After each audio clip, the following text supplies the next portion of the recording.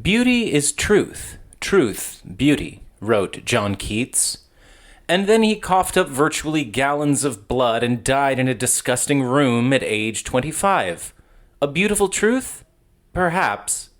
The human experience is often marred by a sense of unease, embarrassment, and pathetic fragility. Every day we engage with our own bodily functions, and yet a direct interaction with blood, excrement, or waste remains just as taboo as it has since the beginning of recorded time. Thus has there also always been a cadre of artists and thinkers who just can't help but poke at the sores, stare into the holes, and freak out the normies just for the fun of it. Rabelais, Marquis de Sade, Harmony Korine are all relatively well-known figures in this tradition, and yet it's somewhat ironic that no matter how base their output is, they typically remain relegated to the esoteric shelf reserved for high art. If there is any transgressive artist one could call populist, it is John Waters, whose works have inspired foot-thick tomes of queer theory and also family musicals that can be produced live on network television. Waters, famously dubbed the Pope of Trash, has proselytized his faith so effectively that in 2024 his worldview almost seems mainstream. When his confrontational camp masterpiece Pink Flamingos became a surprise hit in 1972, it made legends of not just the film's outrageous star, Divine, but Waters himself, who parlayed this notoriety into a fairly successful career as an actor, public intellectual, and queer uncle. But in the early 70s, Waters and his brand of underground cinema had not yet acquired his cuddly suburban appeal. Most Americans had never even seen a drag queen before, or even conceived of a character like Edith Massey's The Egg Lady. 50 years later, one almost wishes you could say the movie has lost some of its gross-out value, but no. This tale of families feuding over the title of filthiest person alive is still probably the only classic film most people will ever see that includes a prolapsing anus, to say nothing of its infamous, thrilling conclusion.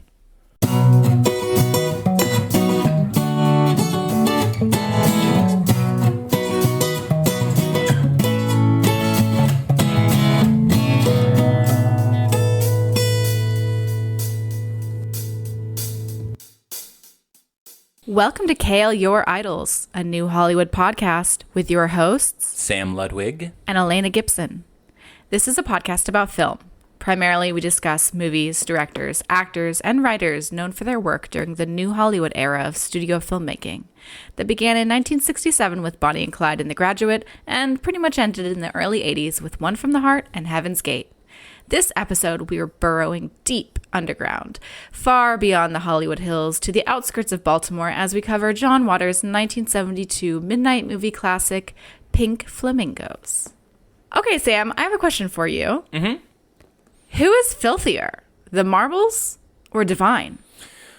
Right. It's basically the central question that the movie asks. So this, we got to decide this at some point. I feel like the real question, I don't know if this is like too deep to start with, is what the marbles are concerned with filth or evil versus Divine, who she has this transgressive aura, but she is not actually an evil person really in the way that the marbles are at all.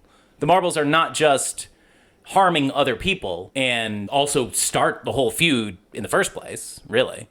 They also, their world is so insular and heteronormative and just about their love for each other, whereas Divine's perspective is much more family-oriented and an expansive sort of sense of community, if you will. Am I going far afield? What I'm saying is, Divine is filthy, I think, and the marbles are essentially, bad people. Yeah, I think I heard John Waters at one point say that Divine is not hurting anybody. She's just trying to live her own filthy life with her family in the middle of the woods, and the people are bugging her. Although there are moments when she is hurting people, like they're driving into town and she swerves to try and hit that hitchhiker. It's hardly the same thing as a baby ring, though. No, of course. I think, I mean, she cannibalizes those police officers, right?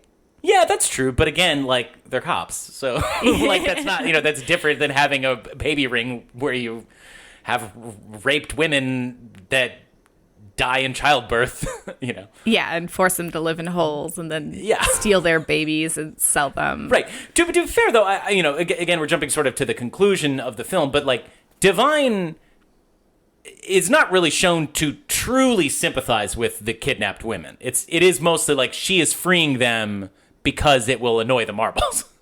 Yeah, she seems very disdainful of them. Yeah, I mean, she expresses sympathy. I mean, she's like, you'll be free now. But it's only after she's like, did the marbles do this to you? And she's like, right. Yeah. And she's like, oh, well, we'll help you girls. Yeah, Divine's not a good person. Yeah, merely a common thief and murderer. But yeah, I mean, the marbles are worse, right? So, like, I mean, are they filthier in that sense? I mean, like, you're right though that there is a distinction. Like, they are just straight up evil and filthy, but Divine is more purely filthy. Yeah, and again, I mean, like the marbles. It's weird because I have to say I was really vibing a lot with the marbles, and they're sort of, it's kind of like hashtag couples goals a little bit outside of the baby ring. But, like, their scenes of, like, love... This movie is full of characters declaring their deep love for each other. There's a lot of scenes where characters talk to, like, express over-the-top appreciation for the love that they have been shown through their relationship to somebody else. It is nice that them expressing the love like that really reflects the acceptance that John Waters has allowed for so many people because of his movies. Mm-hmm. Like, Waters champions acceptance for people who are different than the normal. This movie is endlessly quotable, and the true star of the film to me is the script.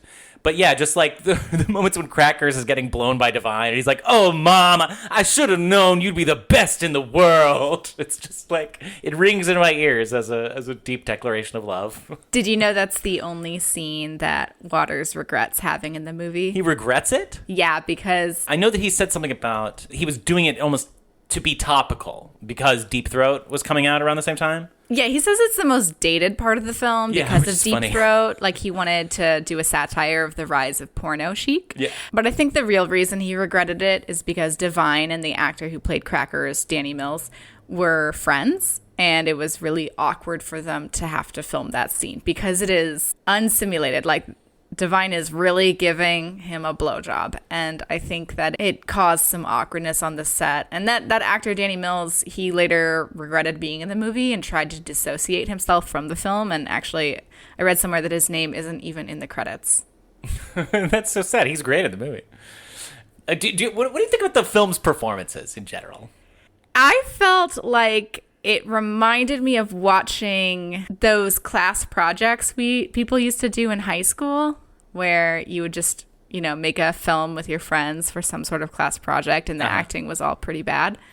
Yeah, it was just like campy and silly, and I wouldn't say it was great acting, but also like Divine's acting isn't bad at all. Like, no, Divine isn't excellent. I really respect Divine as an actor. And I was really vibing super hard with Mink Stole this watch. Mink Stole, who Connie plays Connie Marble. Yeah, I just thought she was really good, and I kind of had a bit of a crush on her, I have to say. She's kind of just genuinely attractive. But so there was a part where we watched the drag race episode of John Waters, and there's a part where the girls are all doing musical parodies of John Waters scenes, and they're being directed by Michelle Visage to, like, come on, this is John Waters, this is campy, you need to be more over the top. And I was thinking, I don't know if I would really characterize the acting in John Waters movies is like over the top. It's kind of understated. No, in Pink Flamingos, it's so over the top. Like, Connie Marble is like, I'm evil, and blah, blah, blah, blah, blah. No, but that's the lines. The lines are what... No, they deliver it in a way that's, like, very over the top. No, but they're so funny. Like, just like... not only do you display a lack of general knowledge, but you seem to be something of a dullard. Like, it's... that was over the top the way you just did it. Like, that was very, like, affected.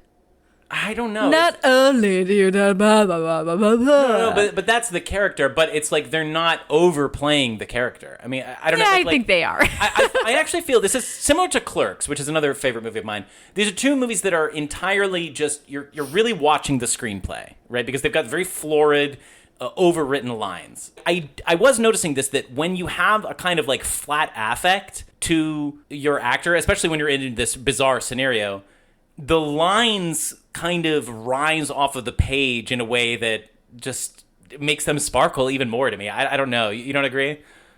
I disagree with you thinking that they were acting it flat. I mean, I guess I kind of see what you mean, but I felt like the performances are over the top. So we're just going to have to disagree about this. I mean, I almost want to... This is one where I kind of feel compelled to include a lot of like clips from the movie almost, because like I can do like I have like taken out certain lines that I just want to quote verbatim, but I also just think like hearing the way that people actually... Why don't we go ahead right now, insert a clip of something that you feel illustrates that flat acting. I may have to degrade myself in front of Divine's son. He's into a very strange sex scene. I'm going to have to put up with unheard of atrocities in order to pump the information you need out of him. But first I have to know exactly what you want to know, because my so-called date is this afternoon. Well, Cookie, as you know, Divine has achieved a sort of fame lately, both locally and on the national level. You may have heard the term, the filthiest person alive. I have heard the term, yes. The papers call her that, and she is known as that to a limited extent in your more crime-conscious sections of the city. So there it is. That's Sam's appeal. And here is a clip I picked out that I think illustrates the over-the-top acting. Oh my God almighty, someone has sent me a bowel movement. Oh, a turd, Mama, a turd. who could have sent this? Ah, a turd. Oh, a turd. Oh, Babs. So audiences, decide for yourselves. Okay.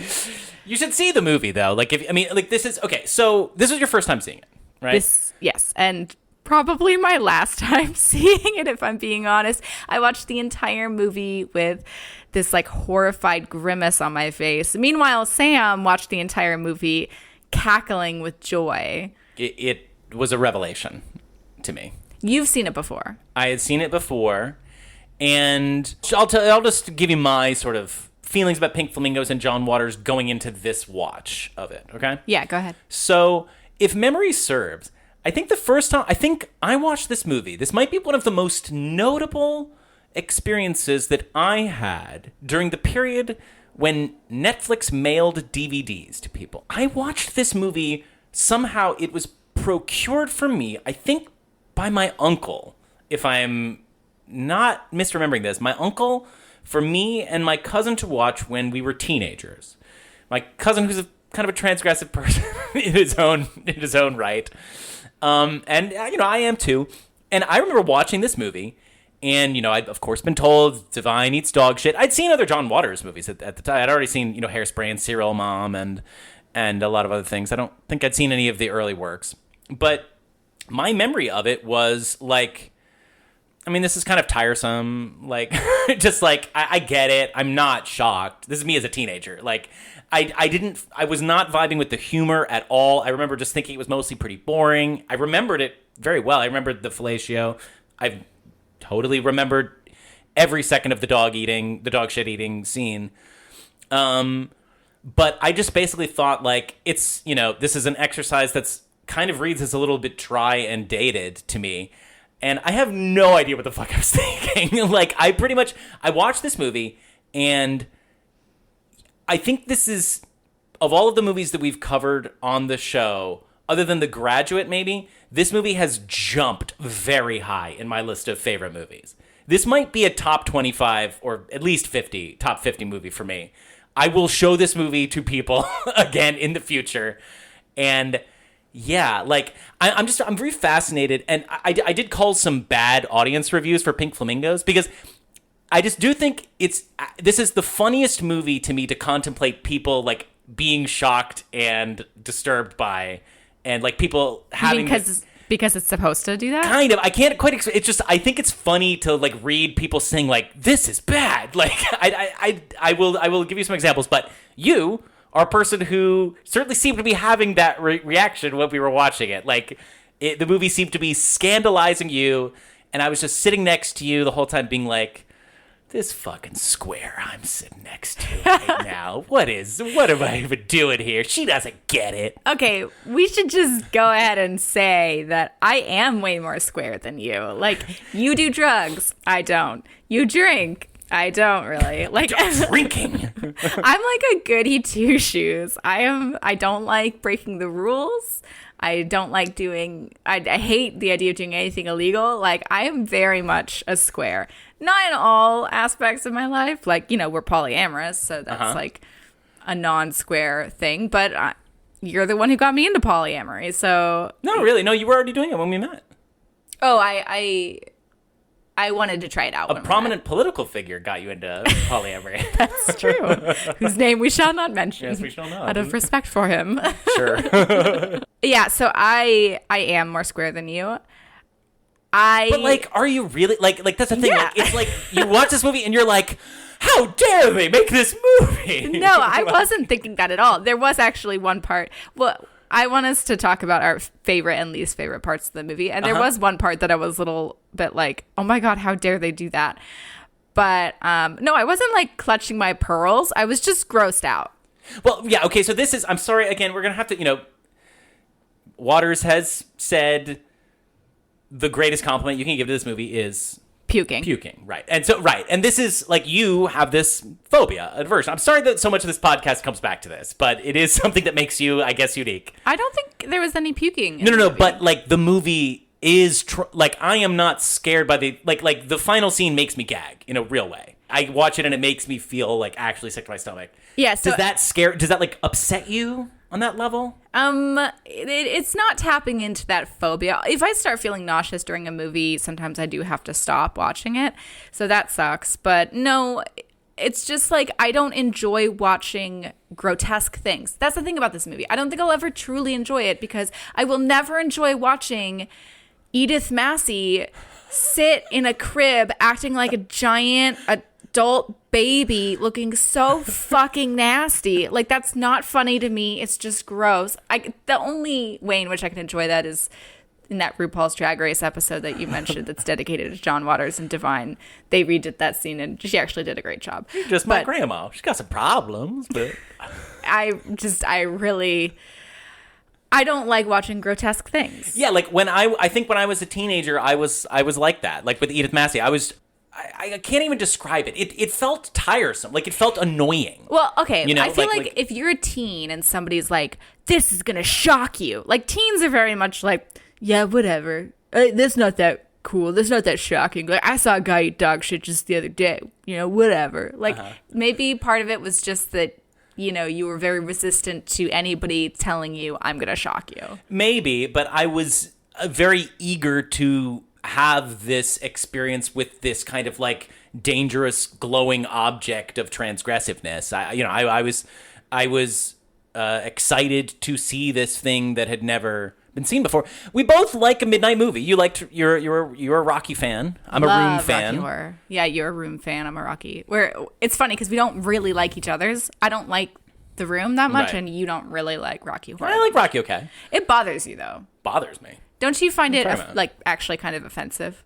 No. Oh, no, but we got to talk about this. I do want to talk about like this sort of like queer freak out culture and how it has changed in the way that it's perceived by younger generations.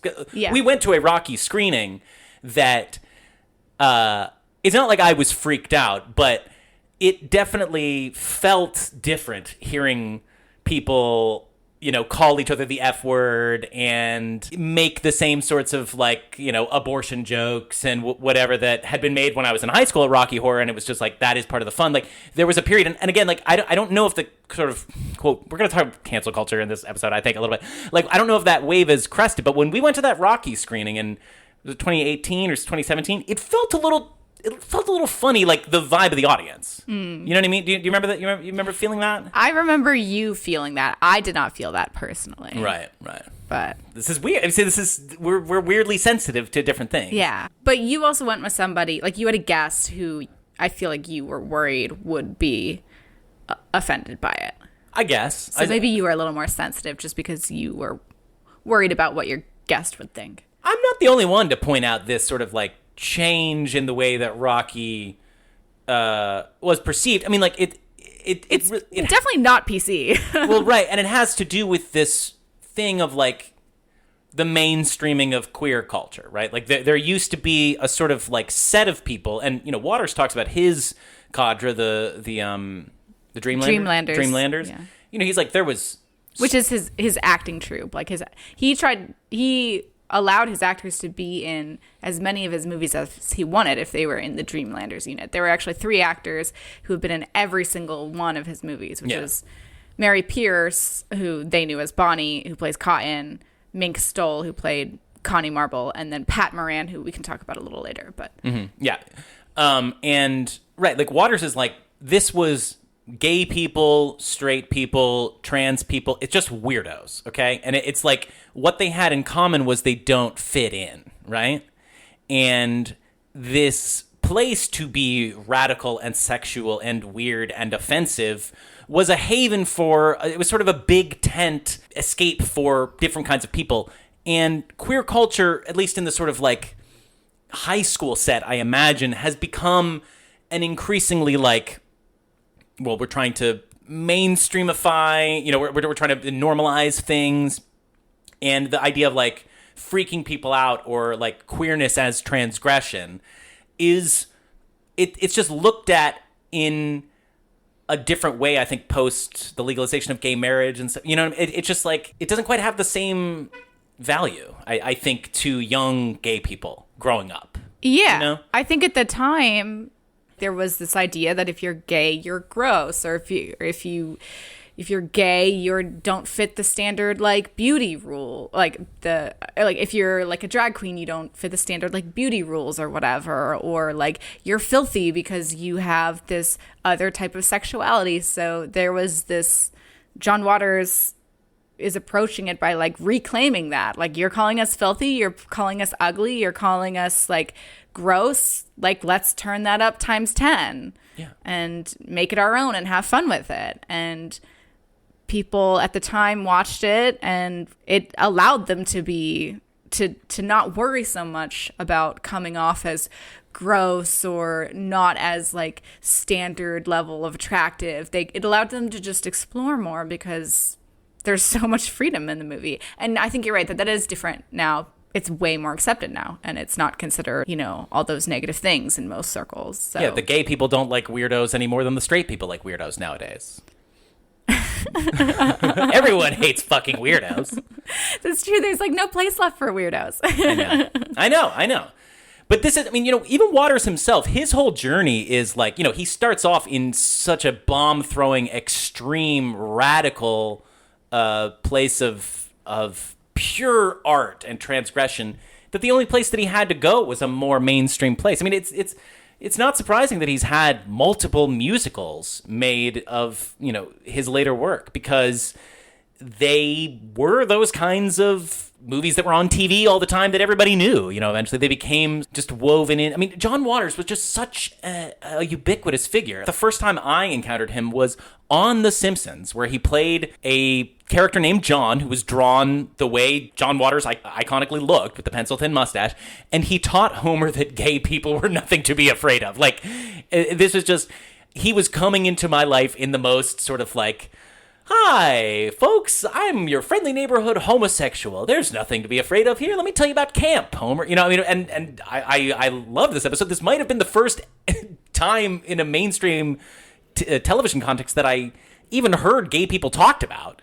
And that was John Waters. I mean, he was just sort of like this mascot of queerdom by the time that I was coming around. And that's great, but then it becomes interesting when he's now in this new culture that he has to re-explain his old work and reassert, like, no, it's even more vital now, the sort of early in-your-face stuff, I think. It was announced in 2022 that he's going to adapt his book Liarmouth into a film, which he'll write and direct. Starring Aubrey Plaza. Oh, that's a rumor. So John Waters came out and said, like, I would love to have her in the movie, but nobody has officially approached me about that. So that's currently just a rumor. It's been 20 years since he's made a movie. Yeah, and this, from what I've heard about the movie, it is getting back to more of his shocking, kind of in-your-face type stuff. It doesn't seem that mainstream. It's about, like, a shitty woman. Yeah, well, I mean, he's got to be reacting to his fame and his place in the culture and queer people's place in the culture. He has emerged in the modern era. He is one of these people who, we don't need to talk too much about cancel culture, but we should, I think. I feel like John Waters, when I hear him talk about things like the modern censoriousness of the left, he says things in a way that it's like, finally, I relate to. Like, you know, I'm sorry, I admit it. I listened to an episode of Club Random with Bill Maher where John Waters is on there talking with Bill Maher about cancel culture. And compared to Maher, Waters seems very sane and ultimately completely accepting of all the right things. It's just, he can't help but notice how weird it is that at this point, his perspective is somewhat more middle of the road, and it's not the sort of extremist position anymore, looking at where we've gone and being like, what is up with the kids? I mean, he is actually, like, not sympathetic to polyamory. Really? Yeah. What are his thoughts on it? He's just, you know, very kind of standard, like, that doesn't work. It doesn't seem like a situation that I think would actually function. He said like, it's a sandwich and somebody's always ends up the lettuce, is his line. Well, so in some ways we're more transgressive than him. Honestly, like, I feel like thruples, I've never heard of one that works. Right. So and, yeah, I mean, he makes comments. It's like, if somebody's bringing up in an existing relationship that they want to open things up, that can potentially be a bad sign. And yeah, I'd have to kind of agree with him. You know, he's seen it all. He's not looking at these things from the perspective of an outsider who doesn't know anybody like this, you know. Everybody's allowed to have their opinions about different stuff. It's interesting that he is such a champion for queer cinema. He's such a beloved figure. Is he the most beloved of all new Hollywood directors? Like, in some ways, is he the sweetest, even though he's, like, so fucked up? He has the most musicals based on his work. He is, of all of the people that we have discussed, and probably of all of the people that we will discuss, except for maybe Woody Allen, like, the purest, like, auteur. No, but I mean, like, is he, like, his personality, is he, like, the nicest? Possibly. I mean, like, yeah, I think he's a bit of a troll. Like, I think that some people would say maybe 5 years ago he was starting to annoy them a little bit, but he still can't even really manage to really annoy anybody, I think. I know, like, even when he's, like, saying something I disagree with and I think is fucked up, I'm like, oh, well, it's John Waters. He's so adorable. Like, I know. I don't know. I can't be annoyed at him ever when I hear him talk. Perhaps the most genuinely chin-scratching aspect of Pink Flamingos, I think, is, like, the animal cruelty. That's my thing, yeah. I'm sure it is. Yes. Yeah, right. And his rationale for it is hilarious and perfect and kind of unimpeachable in that John Waters way, but at the same time, it's so callous. Yeah, so, okay, my least favorite part of this movie is that there's a scene where Crackers is trying to fuck a woman with live chickens, and he's, like, putting the chickens down by their genitals, and, like, they're smushing it with their bodies, and you can see the chickens getting bloody, and they actually killed a chicken in the filming of this scene. Like, just one? Just one. Wow. They were filming with 2 chickens, and they killed one of them, and but it was just like they were doing nasty things with these chickens, and those poor fucking chickens. It offended me. It made me, like, upset to see that. Like, I hate animal cruelty. Like, that's just, what the fuck? But then I found an interview with him, and he was so unremorseful about it. He's like, yeah, to all the people upset about this, the thing is, like, I eat meat, and I'm not going to, like, lie to myself about the fact that chickens get killed in order for me to eat the chicken. He said, we bought the chicken from a farmer who advertised freshly killed chickens. I think we made the chicken's life better. Got to be in a movie, got fucked, and then right after filming the next take, the cast ate the chicken. So, yeah, like, it bothered me a lot. Why does that make it better? But it kind of does. Like, it bothered me a lot that, like, that animal cruelty was in there, but hearing him give that interview, I'm like, I can't even be annoyed at him. Like, the movie gets into a sort of rationale about that. I mean, Divine has the whole monologue about there will always be chickens to the egg lady. We can get into the whole chicken versus egg dichotomy that is a key thematic presence of this movie. Is it? I didn't even think about that. Well, there's the egg lady, and then there's the chickens. And the egg lady at some point, she's like, what happens if there's no more eggs? And Divine's like, oh, Mother, there'll always be eggs. And she's like, but no, what if there were no chickens? And Divine's like, Mother, there will always be chickens. Chickens are plentiful. The world is full of chickens. Humans have had chickens forever. Like, we will. And she's like, but what if someday, like, there were no more chickens? And she's like, well, I suppose you're right, Mother. Like, it's possible, but I really don't think it will. Like, it's just, she's really engaging with this, just like, think about it. Like, chickens are not a big deal. Like, don't fucking worry about chickens. It's okay, Mom. You know, Divine is trying to be reassuring, and it is kind of true of what happened in real life in the movie. Are chickens straight people and eggs like queer people? Like, what if all the straight people go away because they get turned into queer people? Like, how are we going to get queer people? Right. Like, I don't know. No. I mean, yeah, that's an interesting point. No, I mean, like, and there's the whole monologue that the Eggman has, which I wrote down, and I can speak it out loud if you want. Yes, please do. She's like, I want the big ones and the little ones and the white ones. I want all of them. Mr. Eggman, will you always be my Eggman? And he says, Miss Edie, as long as there are chickens laying and trucks driving and my feet walking, you can be sure that I will bring you the finest of the fine, the largest of the large, and the whitest of the white. In other words, that thin-shelled ovum of the domestic fowl will never be safe as long as there are chickens laying and I'm alive, because I am your Eggman and there ain't a better one in town. I mean, that was a great part of the movie. You could see his breath. It was so cold. Yeah. Oh, yeah. It was like freezing, apparently, when they were filming it. And like in that scene, I'm like, I could see his breath. This poor guy. Like, they're fucking cold right now. Like, these people are dedicated. They really just gave their all for this movie. It's a great monologue. The lines are amazing. Like, to me, that was what I did not get when I was a teenager. I think it's just like, okay, so here's another thing, right? Another thing why you don't like this movie. Because you don't get funny things. What do you mean? You don't like funny. You don't like. Not only do you not like discussing this, you don't like comedy. It depends on the type of comedy. Like, but come on, you don't. My ideal type of comedy is Joss Whedon. Right. And say this again and again and again, and maybe someday it will make sense. I like situational comedy where it's not like I'm telling you a joke. It's like the joke arises from a whole setup, and it's just whatever. No, but this is the perfect situational comedy. There's just so many brilliantly crafted moments of character, like when Divine gets sent the shit by the marbles. Which is funny in itself. We have to talk about the nature of these people being disgusted by things within this world, because I think that's pretty true. interesting. She's like, oh, this is so gross shit. She's so like, disturbed. She's so fucking filthy. She literally shit on someone's lawn 20 minutes ago. It's actually Divine's shit. Divine's shit, I know. Yeah, right? The Divine shat in a box. The actor Divine shat in a box the night before, and they used that turd for the filming, and apparently it smelled really bad, so everybody's reactions to the turd were real because it was so fucking nasty. Right, and so they're all disturbed by it, and they're like, oh my god, who would do such a thing? Good god! And then Edith Massey's just like, oh, Babs, I don't think the Eggman would have done this, do you? I sure don't think he could have been behind this, right? And Divine just stares for a second, it's like, I don't think he did either, Mother, but shut up and let me think for a second. It's just like so funny, like that moment. Like, I that is because they have set up the entire Egg Lady's bit to make that joke. How everything goes back to the Eggman, and her mother and her daughter is still indulging her, but it's like, please give me a second, okay? That's not funny to me. It's like, you just laughed. It's tedious. I'm laughing at you do it, but like, I only laughed one time while watching the movie. When did you laugh? So, and it was a reluctant laugh. Like, it pulled it from the depths of me, and it was like a like guffaw that came out. Yeah. Like, I didn't want to let that laugh like escape.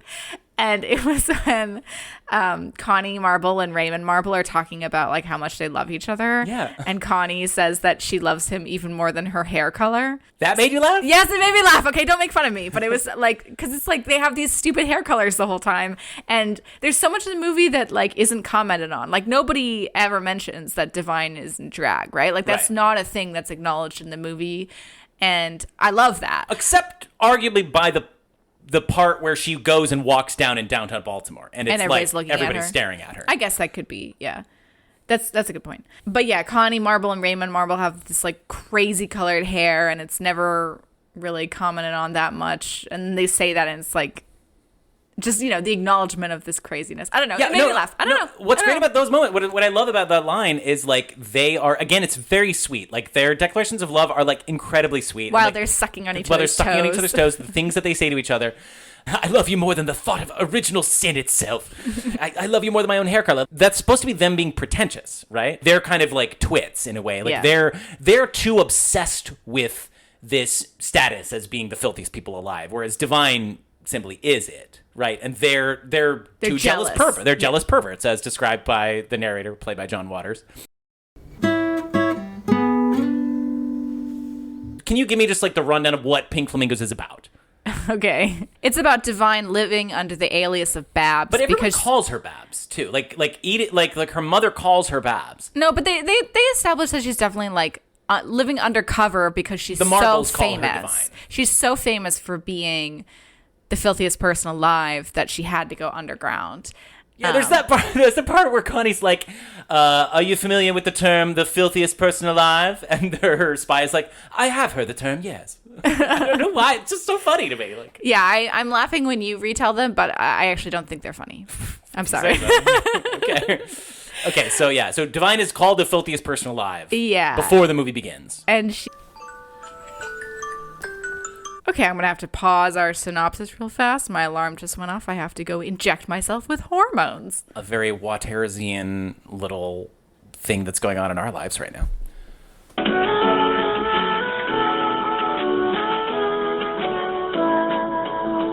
All right, you finish injecting your hormones into yourself for our own little baby ring? Yep, I'm back. I'm donating my eggs to my older siblings, so I have to inject my abdomen with all sorts of weird hormones to stimulate my ovaries, and yeah. It's kind of Waters-esque. I don't know, like it's this movie. There are things in this movie I've kind of done. I think you and I sometimes live in filth. We are not clean people. Like, our apartment's nasty. usually messy. We are kind of gross. I haven't done anything in this movie. Okay. I've never stuck raw meat in between my thighs. Yeah, I would do that. I would parade around looking all crazy. I don't think I would fuck up a hitchhiker. But before you get into your synopsis, I do have a confession to make. What? I don't even want to know. I've never put dog poop in my mouth. Okay? But when I was a kid, I would walk my dog. I was a fixture in my town. People would talk about seeing me walking my dog. They would come up to me and say, "I see you walking your dog around," right?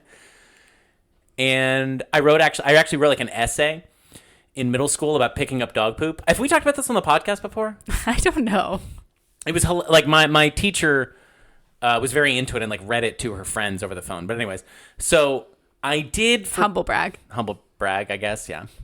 I did sometimes put my teeth on dog poop in a bag, like what? To freak people out sometimes. Like if there were like other kids around, I did do this several times where I like put the poop in it was completely sealed in a bag, like a thick bag. I wouldn't do this in like a little shopping plastic bag or something, but like if it was like a real like plastic bag, I would like put my mouth around it to freak people out. It was probably still warm, and you was. probably felt that warm shit through your mouth.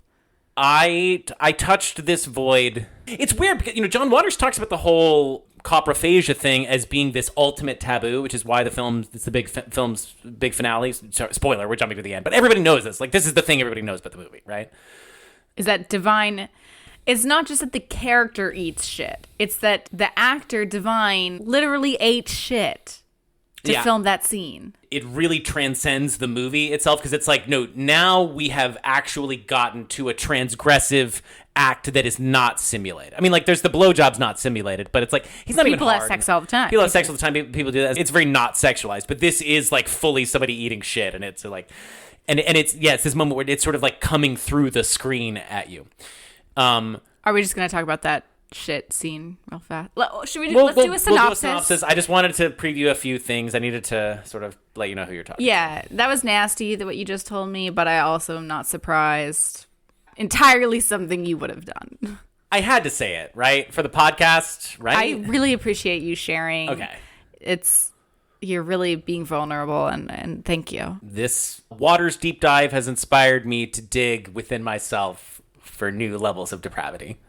Or memories of depravity from time long ago. And it's just so much like Maybe that's Pink why I was so Flamingos. not freaked out by the movie at the time, because I was literally putting dog shit in my mouth. Like, you Stuff. did that to freak people out. Yeah, I just was like just that's why Waters had it in the movie. Yeah, this is like why I do it, and I'm 12. Like, I don't care about that. You know, I don't know. I was actually also wondering if one of the reasons you weren't weirded out by or that you didn't appreciate the movie, if you felt like it was a little slow. Like, the movie looks extremely low budget, because it is. It's $12,000 budget, funded by John Waters' parents. I actually think it looks kind of beautiful a lot of the time, but I totally disagree. Okay. But I was wondering if the low budget aspect might have influenced you when you're younger, because it takes a little while for people to get used to seeing past a bad looking movie to see the good things in it. absolutely not. No, that was my whole aesthetic at the time. Remember, I was like the independent film kid. Like, no, I loved all of that shit. Like Night of the Living Dead, Clerks again. I mean, you know, like these movies. I loved stuff that looked shitty, and still do. Okay. So that was not. It was a slowness. There was a certain tedium to it, which, again, I'm going to get back to reading these bad audience reviews, which maybe will only be entertaining for me, but just. Looking back at myself and perceiving this movie as tedious and like try-hardy is just so hilarious to me to contemplate. But so now, please give us a plot synopsis. You're all hormoned up. Give us. Yes. Yes. Hormoned up. Yes. Okay, so as we said, Divine is undercover as Babs because she's the filthiest person alive. She's just trying to live her life being fucking nasty with her family in a trailer. And who's the family? The family is her mother, Edie, who is not all there. I wonder if that's a Grey Gardens reference, Edie. Like, it's kind of, it's a little bit Grey Gardens-y in a way. I mean, her name, the actress's name is Edith Massey. No, that's true. You're right. So, Yeah, maybe it's just a coincidence. It's probably just like... It's kind of a Grey Gardens dynamic, though, that they have. But much happier, much more functional. So there's the mother, Edie. She loves eggs. That's all It's her she defining talks food. about. And she loves the man that brings them Yes. to her. But she admits, and he understands, mostly because he brings her eggs, which she Yes. loves. And then she has her son, Crackers. And then there's their companion, Cotton. So that's the family. And then there's this couple called the Marbles. It's Connie and Raymond Marble. Connie and Raymond Marble, and they are jealous of Divine. They're two jealous perverts. Yeah, two jealous perverts. And Divine, they want to be known as the filthiest people alive. They kidnap women, rape them, keep them in a hole until they give birth, steal their babies, and then let them die during childbirth so that they can sell their babies. To lesbian couples. I did Which is find the this twist. very, very progressive for the time. Like, the first recorded instance of a gay couple jointly adopting a child was in 1979. So, like, it's really important to remember this movie came out in the middle of the gay rights movement. We can talk about that later a bit more, but it's just... I think, was it Multiple Maniacs came out right after Stonewall? Like 5 weeks after Stonewall? I don't know when Multiple Maniacs Maybe it was came out. Mondo Trash that did. Stonewall riots happened in 1969. So maybe it was Mondo Trasho. I can't remember. So, One of the Waters yeah. things was like very coeval with. Right. It's like right in the middle of all of that. So it's just interesting to keep that in mind and important to keep that in mind. Again, right, just the time frame, you know, these people, it's like the Grateful Dead.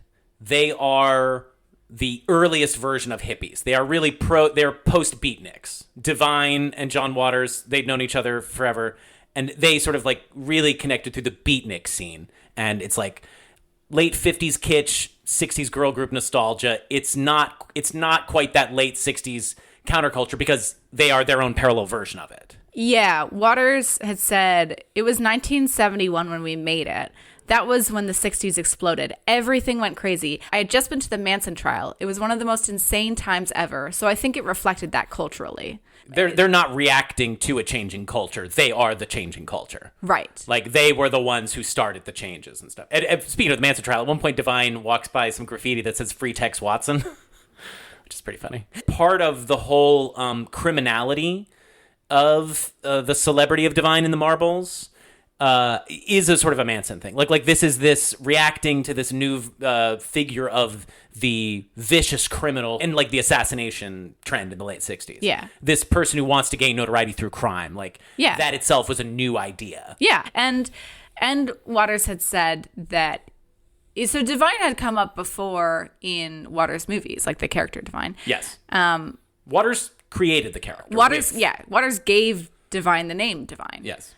Waters said that he felt that Divine had this untapped anger because they were traumatized as a kid. Like the actor was traumatized when they were younger because they were like beaten up a lot for being different.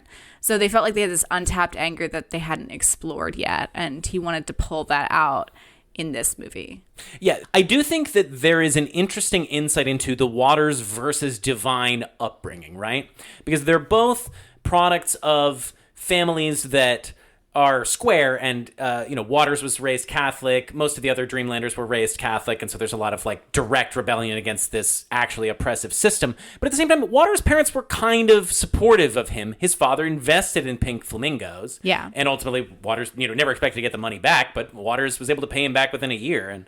And Divine's mother initially rejected him, and then later they got, they became closer. Yeah. But I just really want to say, like, Waters was not bullied. Divine was bullied and had this, like, really traumatic experience of being othered. And Waters is this different kind of othered person who's just like, I don't even care. He's essentially a person who seems like he was pretty comfortable with himself from the get-go and knew that he was essentially a genius and knew that he had perspective and knew that he would be able to execute it and didn't care about anything other than getting his movies made, which he was able to do. And so we'll talk about the iconography of Divine, but Divine, I think, really speaks to a lot of people who felt like they needed to express something about themselves that they felt was bad or gross or shameful. And Waters, I think, is just kind of essentially like a cool kid who finds fucked up things funny and doesn't care. Yeah. And just doesn't, Waters feels, I think, comfortable in his skin in a way. Yeah, I think that comes across. Okay, let's just get through the synopsis. So, Divine is the filthiest person alive. The Marbles are jealous of that. They want to prove that they are the filthiest people alive, and they basically kind of like attack Divine and stuff in different ways, like sending Divine the box of shit. That's the phase one of their plan, is to send her shit for her birthday. Yeah. Like, that's their big move. And it does work. It disgusts Divine. Yes. And I forget the next thing they do. To be honest, like it's like the plot points. It's like, okay, random shit that they're doing right now. But well, no, I can. You want me to sure, jump in briefly? Okay, I'll briefly do it. So it's Divine's birthday. It's Babs' birthday, and so the Marbles find out her address. They send her the shit, and then now it's like this means war. And so then Divine and Cotton, or Divine and Crackers, her son, go to the Marbles' place and defile it with their tongue, and also Divine fillets her own son on the couch to turn the Marbles' house against them in a sort of metaphysical objects versus humans breakdown, which I fucking love so much. Oh, I thought that was weird. And that's one of my favorite parts of the movie. And meanwhile, the Marbles burn down Babs' trailer. Okay? Then essentially, Babs frees the captive girls, kills their servant / impregnator Channing, and then brings the Marbles back to the woods for a trial in front of the press and declares her political views, then executes the Marbles in front of several reporters. Then they're going to pack off and move to somewhere in the Midwest. Boise? Yeah, I don't think remember. It's Boise, Idaho? Oh, Boise. Yeah. And on the way to the bus, Divine eats shit. Proving that she is the filthiest. Proving she is not just the filthiest person alive, but also the filthiest actress alive in doing this real thing that really happens, as the narrator says. Yeah.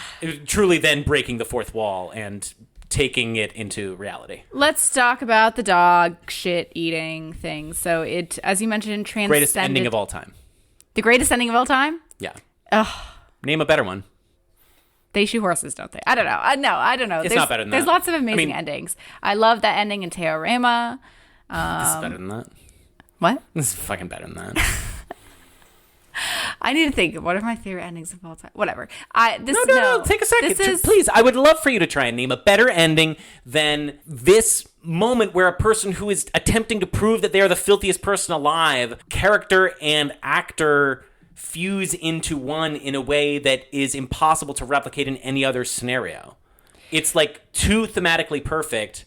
It is after the story has finished. Yeah, I mean, that's like, I see why it's great, but also Waters has said, this is a quote from him, "That was always the end. It was a publicity stunt," yes, basically, and one that would frighten hippies. Right. Divine liked the idea of causing trouble. We were all potheads, so the idea made us laugh. I had a history of knowing about exploitation films and how they worked, and I was trying to make exploitation films for art theaters, which had never been done.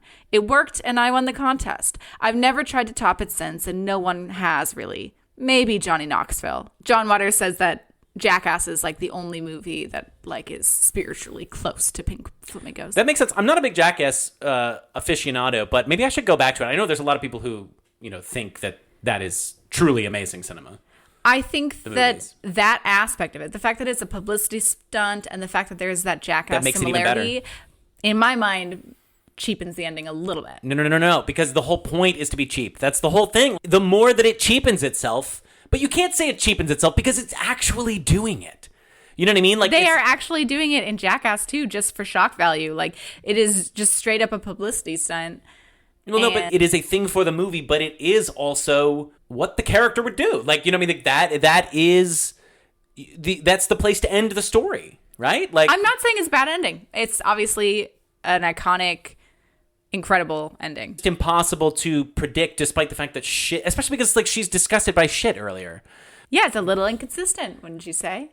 Well, yeah, I mean, I do think there's a lot of stuff you could try and parse with all the semiotics and symbolism and stuff of the different things that some of the characters do versus things that the other characters do. But obviously, Waters rejects a lot of these deeper readings of things, which I guess I do think the movie is essentially just a comedy. Like it's an exercise in putting really eloquent one-liners in situations where they don't belong, putting things where they don't belong.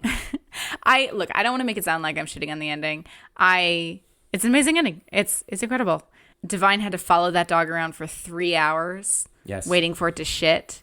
They ended up having to give it an enema, right? Which is why the shit looks a little weird. But it looking terrible makes it even better. It's dog diarrhea, right? Like, I mean, almost, yeah. And John Waters is like, well, Divine just ate it on camera, and I'm not gonna make him do it again. So, but a quick note about the pronouns of Divine, yeah. Right. Because I obviously just used he. Almost everybody does. Yeah, like at that time, obviously there wasn't that conversation really about pronouns. So there was, but it wasn't quite as much. I'm sure that it was a conversation that Divine had many times. Like, I'm sure. Yeah. Divine's thoughts on this were well known. Divine didn't view themselves as a drag queen. They viewed themselves as a character actor, and in fact, later in their life, they really wished that they were cast in more male roles. Right. But for the most part, only got roles as Divine. We'll talk a little bit more, maybe. About some roles that they did get, but yeah. So it seems like the majority of their loved ones refer to Divine as he. Yeah, even though it is also true that for a lot of Divine's life, once this persona was created, was spent as this persona. Right, like I'm gonna use pronouns he, but I will refer to Divine by Divine rather than the name they were born with. Right. Yeah. No, I know. Yeah. I was just thinking about this. Like, is it? First of all, I love how much of a pothead everyone said Divine was. Just like everybody says Divine just smoked nonstop. As a person who I've never met anybody who smokes more weed than me. I would love the idea of just like I met Divine and I was just like I can't keep up with Divine. Well, do you think it's too late for me to like radically reinvent myself and start living under a totally new persona? It's never too late. Yeah. Never. I mean, yeah. Like, I mean, why not? 30 is the new 20. I'm 36 now. That's the new 26. Yeah, 26 is a fine age to totally reinvent yourself. Absolutely. Still, by this calculus? Yes. Go ahead and do it. We'll see. We'll check back in with them. Okay, dog shit thing. After Divine ate the shit, he called an emergency room nurse and pretended that his son ate dog feces, right, just to find out if there would be harmful effects, because they were too embarrassed to say that they did it themselves. Luckily, the answer is no. It's not It's not bad for you. So everybody go eat some dog shit right now. It's totally fine. It's great. And a lot of people came to see the movie just because of the dog shit scene. It became infamous. It became the main thing people talked about with the movie. They would hand out barf bags for the midnight screenings. And a lot of people did throw up in theaters. One of the theaters did the Pink Flamingo challenge where you have to eat some sort of dessert, like preferably a chocolate one right at the end when the dog shit eating scene happens. And it's so smart that it happens at the very end because then people sit through the whole movie for it. Yeah, this is the thing for me. I think I'm crystallizing it just now. The movie utilizes a lot of very Brechtian techniques, like the narrator will often say what's about to happen in the scene, speak sort of very placidly about the extremity that is being depicted. And, the characters are very comical and they're written so, like it's like Shakespeare, like the way that the lines are. They're it's just very written, right? So the characters are just very not real, and you're truly not identifying with anybody in the movie ever. You're always outside looking at them until that last scene. It's true. That is the one time when you are in Divine's, like you feel that shit in your mouth when you watch Divine do that. Like it looks real, it feels real. I know the scene very well. It's not long, and I know every frame of it, and yet every time it makes me gag. No, that's totally true. Like, you're watching this outlandish movie of these crazy characters who are clearly characters, and then the very end scene, it's like, Divine, the actress, really, truly is filthy. You have been watching a real thing this whole time, in a sense, because you just saw Divine eat dog shit. So, you're right that it really just kind of collapses everything in the movie into, like, the present moment. Yeah, the idea of artifice in this movie is so double-sided because these situations are unbelievable, and yet they kind of could exist. You know what I mean? Like there are weird, fucked up, incestuous families out there. There are people who kidnap women and are probably rather blasé about it. There are fucked up people in the world who do actually have this perspective. There are people who eat shit for fun. On the one hand, what's so amazing about it is this world that is so concocted out of like Waters as this, Willy Wonka-esque figure who could just imagine anything and make it so. But it's also like it comes from this very real place. Everything that happens in this movie is a real thing that has happened. But it's not them. Like, yes, Divine actually did it for the movie, but they don't eat dog shit in real life. It's not what Waters does in his life. Yeah, and like Divine later complained that it just was annoying how it became the only thing that people focused on. And Divine said, I've received boxes of dog shit, plastic dog shit. I've gone to parties where people just sit around talking about dog shit because they think that that's what I want to talk about. Right. Like, people just started to only associate Divine with eating dog shit. And like, yeah, those are real people out there, but that's not really who Waters is. I don't think that's like really the point of the movie, is to highlight these fucked up people that are really out there. I think no, it is. No, certainly. I think it's to highlight the kind of people who throw fucked up stuff in your face to shock you, but are like living on the outskirts of society, but not actually the true people who do that fucked up shit. No. You're right. I'm not. Waters is drawing a metaphorical line between this kind of behavior and just sort of being like a outlandish genderfuck queer theorist or whatever. Right. My point is just saying, like, the movie seems extremely outlandish, and yet at the same time, none of it is impossible to imagine. All of it is something that a human being has done at some point throughout the annals of human history. Yeah. What? You're looking at me so skeptical. Like, you don't see what I'm saying? Like, it's category. Sure. It's obviously true. Like, sure. But well, what's your resistance? What are you thinking about?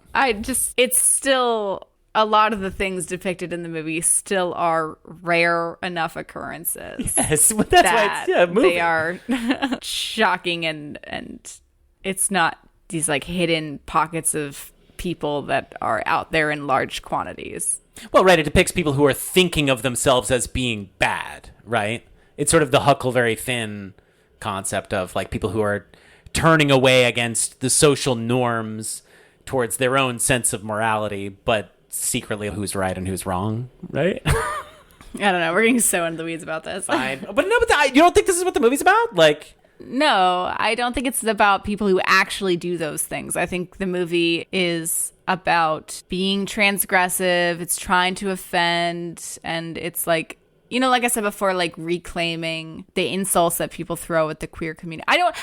So can we get back to the queerness of the movie a bit? Because sure.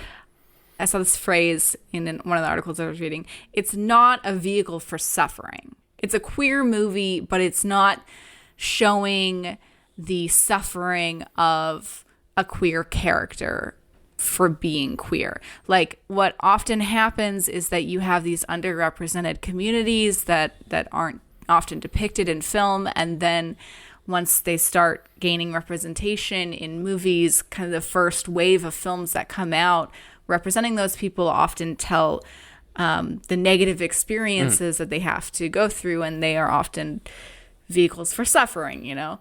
And those movies need to happen. It's important to show that side of things. I don't enjoy watching those movies, to be honest. It's like, if a movie is described as important, I don't want to watch it. I understand that it is like helping society by showing that, but like, I would rather engage with that kind of history in a different way. I don't like, that's not why I watch movies. But you also don't want to watch this. No, but I appreciate this more. I like this more, even though I didn't like this movie. Mm-hmm. Like, I appreciate it more. So I really like that this movie is a queer film. It has queer people in it. It's like metaphors for being queer, but it's not about being queer. No. And it's definitely not about like the hard lives of a queer person. No. Which is it just like leaps and bounds ahead of everything else of its time. It is very funny, the whole sequence when the Marbles discover their servant Channing dressing as them, and they mock him for being gay or for being, you know, into drag and stuff. And they're like, we're going to lock you in here, and which you shouldn't mind it so much as you are, to use the vulgar parlance, a closet case. And again, like, why does that scandalize the Marbles?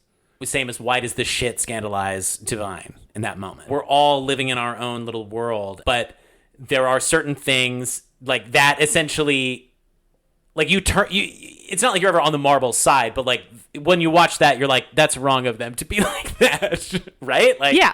Right? Like, yeah, they should accept him. I know. Like, he does a lot of stuff for him, you know? Like, he impregnates their kidnapped women for them. Can I give a little Channing monologue? Yeah. Okay. No, Connie, stop hitting me. I didn't do anything to you. I was just here by myself, and I get feeling funny when I'm alone. Those girls are down there, and don't forget, I can't stand being in the same house with them. If I sit downstairs, I can hear them screaming and crying. Then I get all nervous. Then I get these spells. I don't plan it just happens. Then I think about my position, my social standing, just like you two do, and I just make believe that I am you. I know it isn't reality. I know that I'm really me. Haven't I been a faithful servant for 2 years now? Haven't I given you my all in this job? It's true. Like, he has. No, it's deep. Like, and you know, he's like, I promise I won't even think about being you when he's trapped. So you brought up a number of times the script and the dialogue.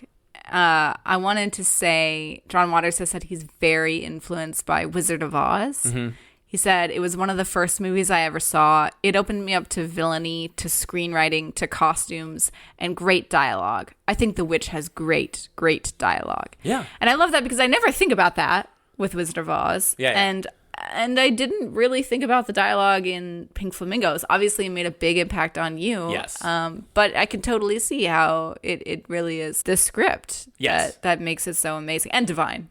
And Divine, no, but for me, with the Marble, I was really actually kind of just vibing with the Marbles this time a lot. Like, and all of them. Like, there's just so many amazing lines in the whole, final trial sequence, which is so funny when Divine, the way that she runs the trial is the Marbles are tied up and gagged, and she brings her children up and are like, are they guilty? And they're like, yes. And she's like, next witness, no cross-examination. It's just so funny.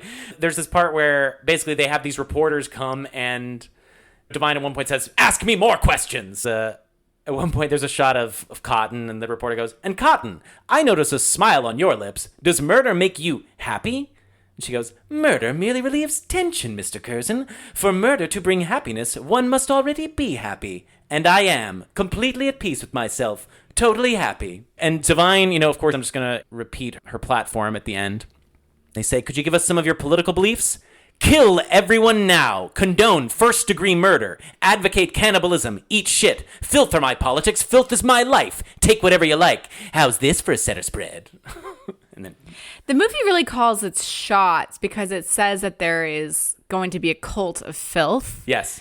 And this movie created a cult of filth. Yeah. Like, it created a cult following of Pink Flamingos, of Divine, of John Waters, and it really just grew and grew. And it's just amazing that it was like, yes, we are going to create this. And now, like, the word filth is such a common phrase within the drag queen community, like RuPaul, Drag Race. They all talk about, like, filthy or whatever, and it must have been this movie that started that. This is an urtext of so many things.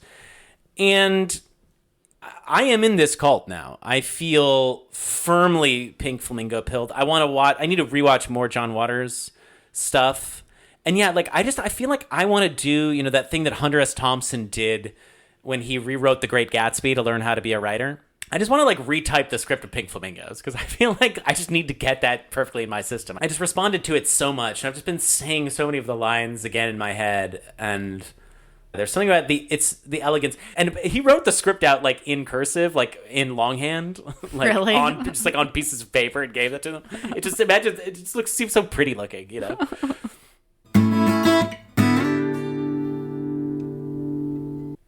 It would have been fun to be in the Dreamlanders. Oh yeah. Like apparently they just did drugs all the time and hung out. Like Divine and John Waters. Let's talk about their relationship a little bit. Waters says he did acid for a lot of the making of these early movies. Yeah, so they met when they were teens. Mm-hmm. John Waters moved in down the street, like just like 8 houses away or something from Divine. No. And John Waters said they didn't like immediately become friends, but I think what happened, like John Waters had said that his dad would like drive him around and they'd drive by Divine waiting for the bus. And even though Divine wasn't like in drag at the time, Divine was just trying to dress preppy and stuff, but like known as Glenn at the time. But they like obviously were gay, and John Waters' dad would like always point out Divine and be like, look at that kid, So I think John Waters took an interest in Divine, and then like later they met and then they bonded a lot, and they started just doing a lot of drugs together. Yeah. Like in 1964, they started doing LSD. Mm-hmm. They like got a friend to steal it from a hospital, which was pretty early on in the LSD. It's really that same Grateful Dead path. Like they are getting it as quick. Like they stole it from a medical center, right? Or something. Like they stole it from like one of these government a hospital. Yeah. That which was the place where people were getting LSD. Yeah. When did Grateful Dead start their LSD Well, they stuff? did the acid test. That's like 65 and 66. But the Merry Pranksters, I think, had already begun doing the trip across America and further and stuff. And Timothy Leary, yeah, he was already getting underway. But yeah, no, 64. That's super early. Yeah, so they just were early LSD users. They would just do LSD and then go see Bergman films in the movie theater, and that just sounds so fucking cool. Yeah, yeah. Waters got kicked out of NYU for smoking grass. So transgressive. Yeah.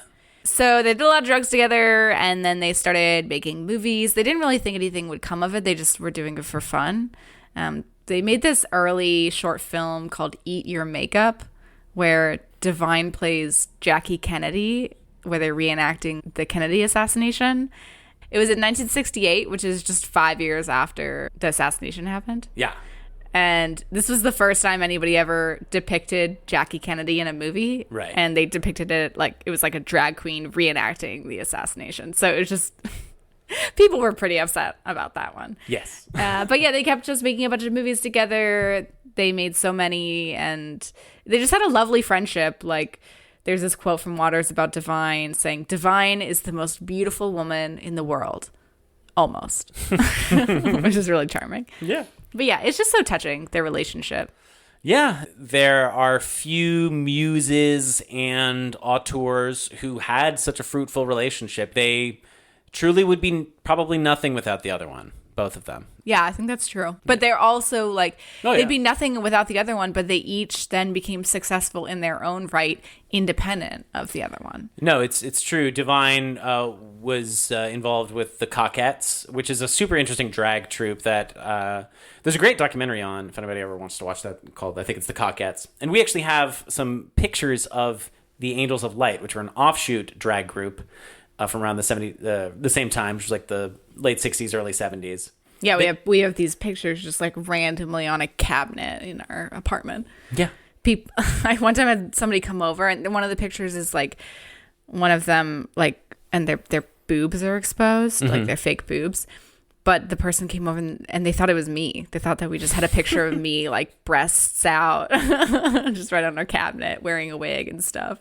Yeah, and these are like really fascinating early drag queens. You know, you got to understand, Divine represents this change in, I mean, really single-handedly represents this kind of shift in a lot of the norms in drag culture, moving away from the sort of pageant, you know, sort of like the ball culture of the 60s was very trying to pass for a white picket fence type lady. And the Cockettes and Divine and that strain really brought in, you know, these ideas like gender fuck and a more transgressive version of like a drag queen who's not trying to look pretty or who's trying to be funny or who's trying to be weird. Yeah, Waters said about Divine that his legacy was that he made all drag queens cool. They were squares then, which is so funny, the idea about like drag queens being squares. Right. But yeah, he said they were squares then. They wanted to be Miss America and be their mothers. He broke every rule. And now every drag queen, everyone that is successful today, is cutting edge. And that's because of Divine. Yeah, no, that's a great point. It's interesting, the whole, you know, the mother thing, because Divine typically plays mother characters. She always identified with mothers. It's the matronly figure of a drag queen. It's an interesting thing. What's great about the dynamics in this movie is she's just very warm and very loving and very patient with her weird family. Yeah, that's true. She is always feeding Edie the eggs and encourage Crackers to Bring get women to the some on shed. his date. Yeah. That little shed is just perfect. Yeah, no, she's a great mother. Yeah. Except that she fucks her son. Well, no, but he always knew she'd be the best in the world. I'm sorry. That makes her the best mother, I guess. That part was fucking nasty. It's great. Okay, so Divine, independent of John Waters. So yeah, Divine did performances with the Cockettes and stuff. They became a successful club performer. They also had like a disco career. Yeah. They had a number of popular disco singles in the 70s and 80s. And then they became just like super in demand as this like cultural figure. Like they frequented Studio 54 and the Warhol Factory. I have always known about Divine. I knew about Divine before I saw this movie. I you know- didn't. You didn't know about Divine? No. When did you learn about Divine? While researching this movie. This is the first time you've known about Divine? I feel like you have mentioned Divine before to me, but I didn't know enough context for it to stick. Yeah. And now that I know that Ursula from The Little Mermaid is based on Divine, Yes. I realize I have actually known about Divine my whole life through Ursula. No, it's true. I mean, tragically died too young. Yeah. Shortly after the premiere of Hairspray. Yeah. Well, I wanted real fast. I wanted to say about Ursula. Like, Yeah. Waters said, Ursula was an outsider. She was magic. She had a style that some people might not understand, but she was proud of herself. She was confident. She never questioned her look. She never felt, as other people might have, that she looked weird or anything. She looked beautiful on her own terms. And that clearly is the Divine's influence, not just in the way Ursula looks, but the personality as well, which is cool. Yeah. No, I mean, he represented a certain wing of queer sensibility. Yeah. Like that, like importing in the presence of Divine into the Disney Renaissance is a fundamental aspect of what Howard Ashman brought to Disney that had been lacking during their sort of dark ages prior to that. You know. But yeah, Divine as an actor always committed 100% to every role. There's one movie where they swim across a river in November, which like a freezing river. Like, that's just crazy. And they gave their roles their all, and they really wanted to be cast in male roles and like taken seriously. And as you mentioned, like Hairspray, you know, that was like their huge monumental movie that they were in. Right. I mean, and that was what, Hairspray, again, that was what had been sort of around very prominently. It had a life on cable, and I remember, my folks just talking about it. I mean, John Waters was still active in the 90s, still making movies. He's been sort of dormant in a way, and has really just graduated to elder statesman status. Appearing as a guest on a thing. Exactly, right. Yeah. I mean, he's got such an iconic look, of course, which you really need to have as a director, right? And he didn't even have the look at the time. Like, he looked kind of different. He looked like Steve Buscemi. Yeah, young Steve Buscemi. Steve Buscemi, who is a direct descendant of his work. I mean, really? Buscemi's early work is very influenced by Waters. Oh, I thought you meant like they were related. Artistic descendant. I see. I mean, this is part of this whole like downtown, New York. I mean, I know that Waters is like a Baltimore person, but New York, late 70s and early 80s, it's connected to like abject cinema and no wave cinema. Steve Buscemi and Jim Jarmusch and these people. Again, this is not really New Hollywood. I mean, it is. We will talk about the New Hollywood aspects about it, but it's underground cinema. It's underground. It's beyond independent. Cassavetes is independent. This is underground. Yeah. The film, I mean, it was banned in Switzerland, Australia, parts of Canada, Norway, and Hicksville, Long Island, New York, where it faced obscenity charges. And Waters said, "I never won obscenity cases because at midnight, Pink Flamingos is joyous. It's exciting. The audience loves it. But if you're sworn in on jury duty in a courthouse, sitting there next to a stranger watching a singing asshole at 7:30 in the morning, I promise you it is obscene. It's all about geography." And so, he acknowledges, like, yes, this movie's not going to like do well in front of a board, like a censorship board. Yeah, no, I mean, right. So like this is underground cinema. This is art cinema. Waters is responding to filmmakers like Kenneth Anger and Paul Morrissey, who are really like art house film, and not even like art house cinema. It's just so downtown, so not mainstream. These Warhol creations. I mean, these are films that are meant to be uncommercial. Yeah, and it's amazing that he was able to gain a following and become a name. And we have the Midnight Movie system to thank for that. And I think we should do an episode at some point on maybe the Elgin Theater or something like that. That's a good idea. To really just dive into like how the Midnight Movie system worked. But just to briefly go over what happened with Pink Flamingos. It's premiered at a screening sponsored by the Baltimore Film Festival, where it had 3 sold-out screenings. So it immediately started with a bang, even on that small level of just a screening like that, where it was sold out.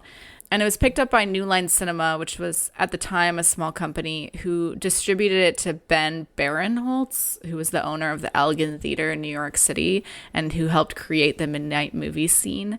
And from there, it just gained a cult following. It had a 95-week run as the Midnight Movie in New York City, and then a 10-year run in LA. And people would return again and again, and they would do the thing like they did in Rocky Horror, where they would like recite lines out loud with the movie. I can't say miss because I never had it. I wish we had that kind of community of cult cinema currently. Right. Like, we don't. Well, all of the midnight movies, the big ones that people talk about: El Topo, Night of the Living Dead, Pink Flamingos, Rocky Horror, Eraserhead. And The Harder They Come. I guess it's 6 movies. So, like, basically most of those movies at this point have kind of transcended even the idea of being a cult classic. They're really just classics. Right? Yeah. Like Eraserhead, Pink Flamingo, Rocky Horror. I wouldn't have known that Eraserhead was a Midnight Movie. Right. I would have just thought that's a famous movie. Exactly. Obviously, the reason that the Midnight Movie phenomenon can't really happen is because you can watch movies at home, right? And, like, there was this community, as you said, of, like, people who would go in a public place and be transgressive. I guess it's kind of like porno theaters. People used to jack off in theaters. But yeah, in midnight movie theaters, they would smoke pot and be rowdy.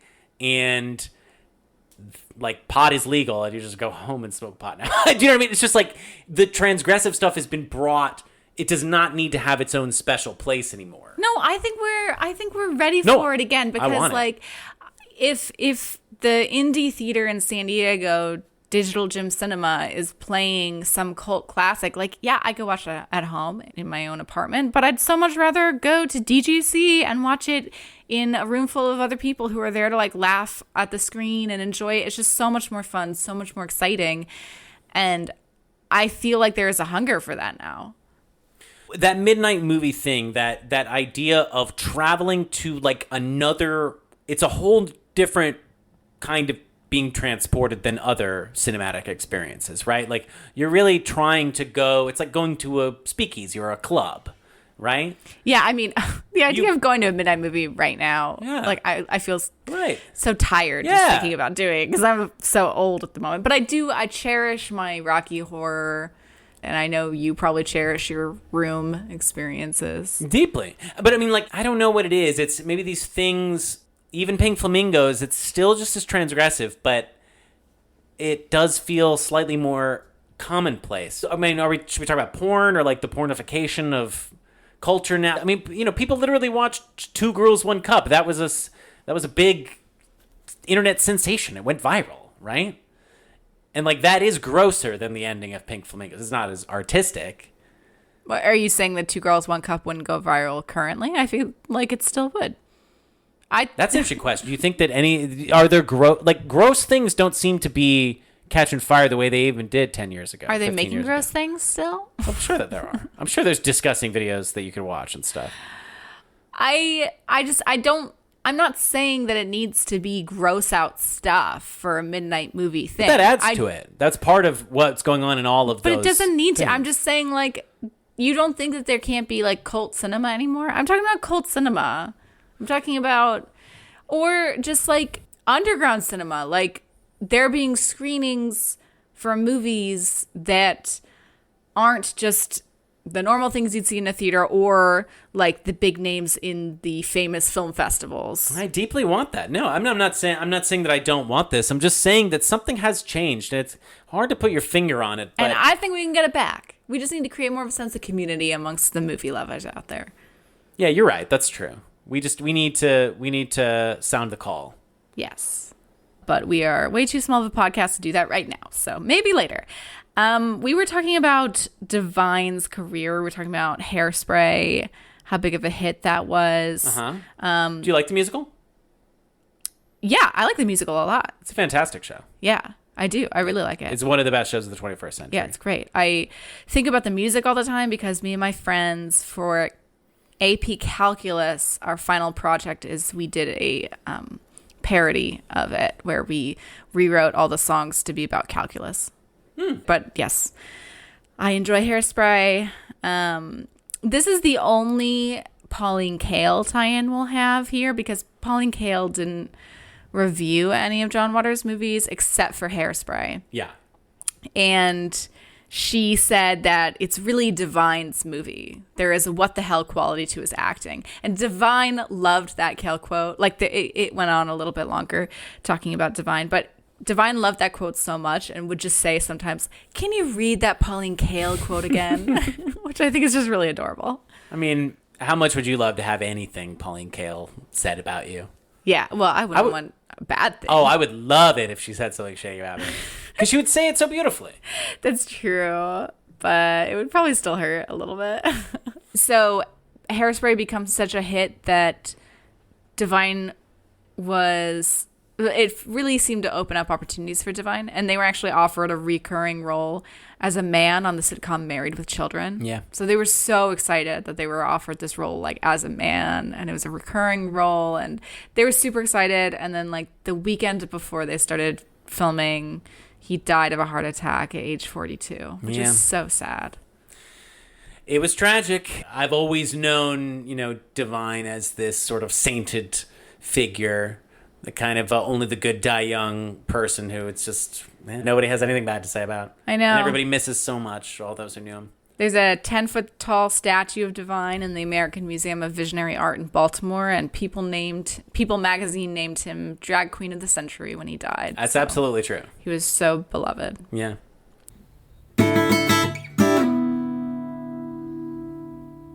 All right, you want to get into the new Hollywood aspects? Well, yeah, I mean, again, I think this movie it's almost like thumbing its nose at at New Hollywood. It's for sure transgressive and non-traditional, but it is trying to make fun of the hippies. Right. And so I feel like a lot of New Hollywood around this time is being transgressive in showing hippie culture. Mm-hmm. Yeah. It's transgressive through its hippiness, whereas this is making fun of that, which is very cool. Yeah, and again, it's like the 50s girl group, or the sort of doo-wop sensibility. It is different from the sort of hippie 60s and 70s music. Songs like, I'm Not a Juvenile Delinquent or The Girl Can't Help It. There's a bad boy strain in that music that's kind of not there in the sort of righteous anger of the protest music of the late 60s and 70s. Like, those people are all like, I'm an outsider and that's cool because I'm all trippy, man, as opposed to like the greaser culture or the 60s girl group that's very like, you hate me because you think I'm a bad person, or I'm going to die in a car wreck. It has a little bit more of an aggressive and like snotty stance in a way, I think, than the hippy dippy vibes. And so you're referring to the soundtrack and then tying that into just the spirit of the movie? Yeah. Well, obviously that's just sort of the sensibility that Waters comes from. And we can, if we want, try and talk about what the idea of like kitsch and camp is, and reappropriating imagery like the Pink Flamingo. I do essentially think that there is a kind of weakness that Waters sees in the hippie counterculture, even though he says he's like, I like hanging out with them and I politically agree with everything. It's just, there's a certain amount of like, you're a wimp kind of, or like you know what I mean? Like, I think he thinks they're just it's a little eye rolly. Yeah. The Marbles, again, they're kind of hipsters in a way, right? Like the hair color thing, and like them, like they think they're being so cool just for dressing funny and what, Yeah, people have said that this movie is really an early punk film. Yes. So you can see that. It's way more punk than it is hippie. That's also the simplicity of the music is more of a punk edge. When I was watching it, I'm like, I know this is low budget. How the hell did they afford the rights to all these songs? Right. They just didn't. They did not. Yeah. When they re-released it later in the 90s, they finally bought the rights so that they could release a soundtrack. But yeah, he just didn't buy the rights. Yeah, no. I mean, and there's a lot of like, it does have a sort of European sensibility sometimes with the sort of name-checking other movies. Like the Marbles have all of these posters of movies and stuff that are clearly very influential. Like they have a Baby Doll poster, which is obviously like part of the basis for Edith Massey's Egglina character. Oh, interesting. I was wondering, like, I meant to look up what those movie posters were. Yeah. I think that reminded me of the whole, you got to go see Johnny Guitar part in Pierrot Le Fou. Oh, yeah. Which is cool. But then it's like the Marbles have good taste or bad taste. Like they're, I don't know. Okay, so yes, New Hollywood aspects. It's transgressive and non-traditional, even more so than a lot of other New Hollywood movies. Quite or a in bit different way. more so, I would say. Yeah. More so than any European movies, either. Yeah, for sure. It's just more so than any movie. More ever. so than any of Paul Morrissey's movies, the Warhol stuff, like way more transgressive than anything. He is the most transgressive. It's got some hardcore porn in there, drafting off of the Deep Throat thing, as we mentioned. We also mentioned it's reflecting the changing culture, like the Manson trials, the craziness of the late 60s, changing times. The assassination culture, lots of violence. Yeah. The violence, that's a New Hollywood thing. Yeah. Televised violence, too. The end, like the idea of like putting the media putting a being murder there. on television for the media. Yeah, absolutely. There's an unusual protagonist. Yes, an anti-hero, although not really. She's pretty heroic. No, she's an anti-hero. You see her in the beginning trying to like run over the hitchhiker, and he's a military guy. I know, but like she's like eating cops and like she's fucking her son. She's an anti-hero. Well, yeah, you're right. Fair enough. There's a certain amount of right, like it's like those people that she fucks over at the beginning. It's like very playful, and it's like she tries to run over a jogger, which I think there's a certain amount of like pro-fat reading that you can have with Divine and like her character and her body positivity and body acceptance and yeah. like, probably pro-fat. Right. And right, like pretending to run over a jogger, I think is part of that. I see. And right. And then, yeah, she pretends like she's going to pick up the hitchhiking soldier and then doesn't. Yeah. Because fuck him. You're Yeah. a baby killer going to Vietnam, man. You know? Yeah. But it's enough to make her an anti-hero. Yeah, she does put that steak between her thighs. And then grills it really hard and gets an axe for a birthday present. She says kill everyone. Kill everyone. That's her personal philosophy. I do think it's funny, like, when it's like, let's talk about what you believe and, like, politics. And it does just sort of lay bare how ridiculous we ever do treat, like, our political differences, like, as being life and death. I mean, I'm not saying I don't, but it's just, like, nobody is out there saying, like, I think you should kill everyone. Like, and yet we act as if they are, kind of, you know? That's true. I mean, well, you know. I don't want to go down the road of like abortion and like that kind of thing, but yeah. Okay. Anyways, this movie is pro-abortion. The girl wants to be let out. Please, God, let me out so I can have an abortion. That's true. It is pro-abortion. Yeah. So the midnight movie aspect makes it very New Hollywood. Same with the indie-ness of it, like independent cinema / underground cinema is like New Hollywood adjacent. Obviously, it's not really in the New Hollywood thing because that's studio system, but you know, you have the rise of independent underground film around that time. Yeah. And then queer cinema, like the Hays Code is officially over in 1968. Under Hays Code, you couldn't show gay relationships, so you started seeing more queer films around this time. I know there's places where the movie was banned, but like I'm sure there was a lot of theaters that would never show this movie. Probably, right? Yeah. Like even after the Hays Code, they didn't have the rights to the music, so yeah, like they were obviously screening it illegally. This movie is highly illegal. They burn a fucking trailer into a raging fireball in the middle of a wooded area. And you're right. It's really terrible fire safety. Yeah, that is one of the, and it's a fire that's worthy of Terrence Malick. It is so beautiful and amazing. Intense fire. Yeah, but it's one of the hardest shots they had to get with the marbles pouring gasoline, like they're actually pouring gasoline and saying dialogue that they've just been given, these long lines. They're trying to get the thing, and then at one point, Mink Stoll has to say her line and perfectly time throwing a torch exactly into the hole of the trailer to make it catch fire perfectly. I mean, the budget, so there's a $12,000 budget, as we mentioned before, which is very tiny.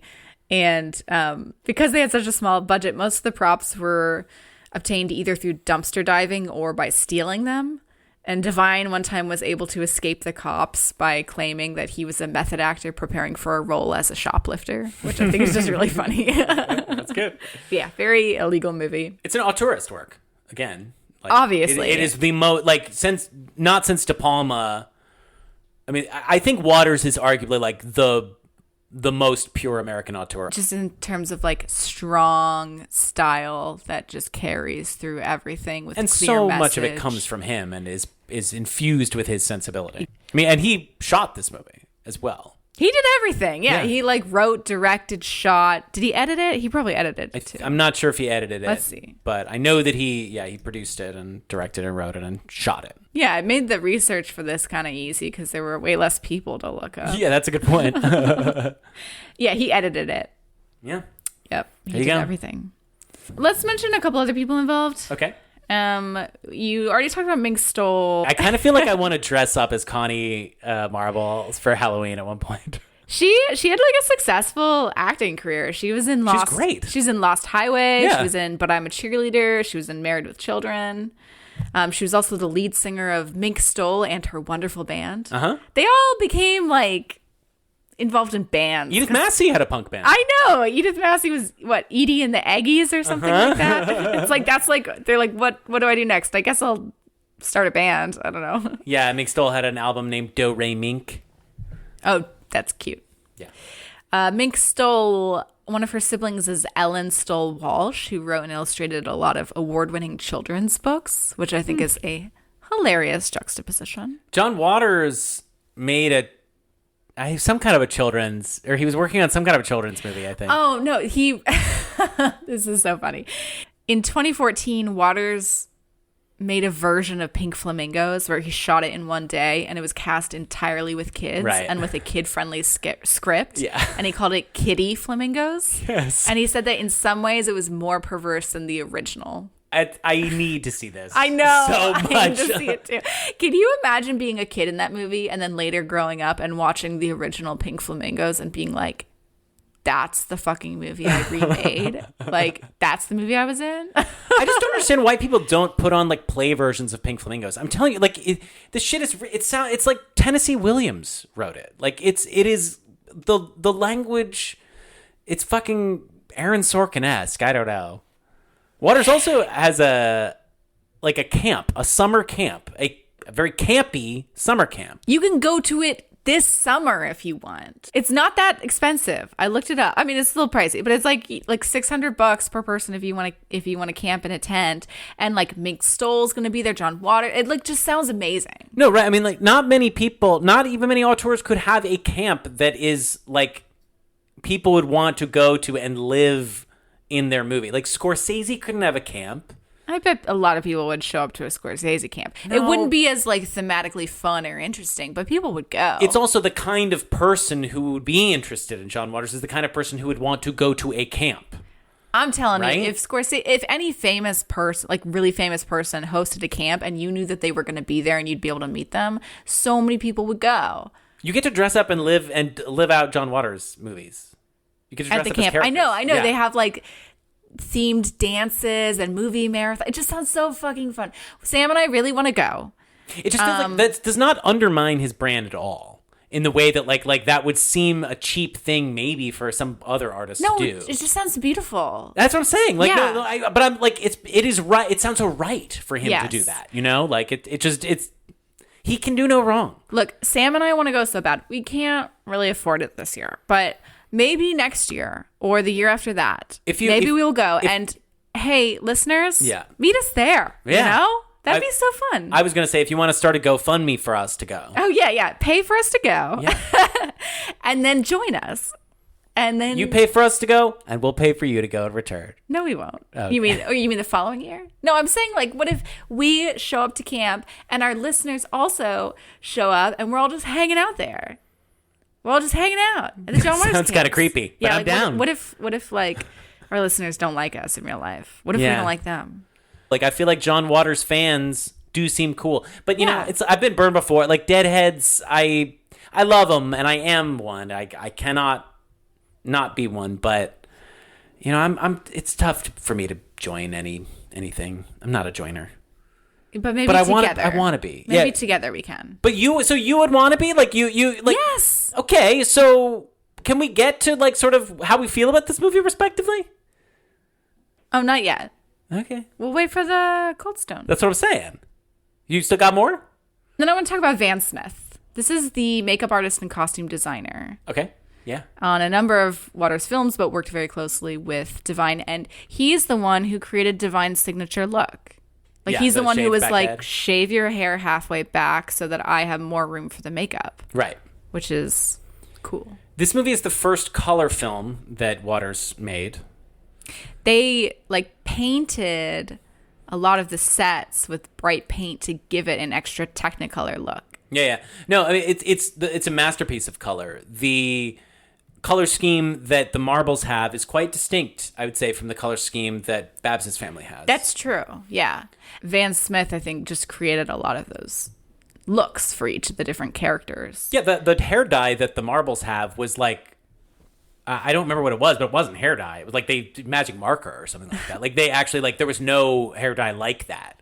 So they had to like put something sticky in their hair and then just marker it up. Yeah, Van Smith was known as their resident ugly expert. Mm-hmm. And Waters said Van Smith totally understands the look of inner rot that I demand and could come up with the perfect look for each character without my ever having to say a word. And Van Smith said his method was, I like to start with a freshly scrubbed face. First, I apply pimples made out of eyelash glue, and if they have any natural glow, I throw dirt on their face as a good base.